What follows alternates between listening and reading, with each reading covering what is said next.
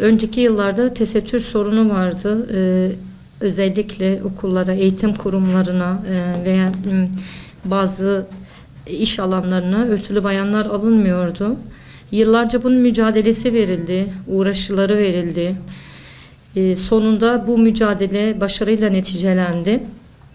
Bayanlar artık doğru istedikleri şekilde örtülü girebiliyorlar hem okullara hem de iş alanlarına, ama içi boşaltılmış bir tesettür karşımızda. Bu da çok büyük tehlikelere neden olmakta. Çünkü tesettürün kaynağı Allah'tır, emreden Allah'tır. Allah'ın isteği doğrultusunda değil de artık modanın yönlendirmeleriyle yeni bir tesettür anlayışı ortaya çıkmıştır.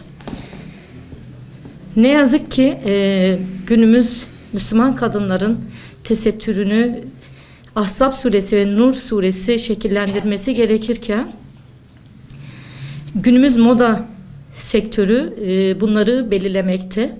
Tesettür modasını vitrinler belirlemekte.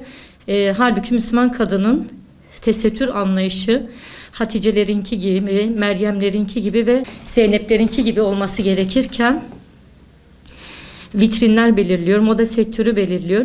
Bunlar da tabii kendi heva ve hevesleri doğrultusunda yeni bir moda çıkardılar. Tesettürün içini boşalttılar, ölçülerini kendileri belirlediler. Halbuki tesettürün ölçüsünü Allah-u Teala zaten belirlemiş iken onlar heva ve hevesleri doğrultusunda, kendi istekleri doğrultusunda yeni bir modayla tesettüre başka bir şekil verdiler.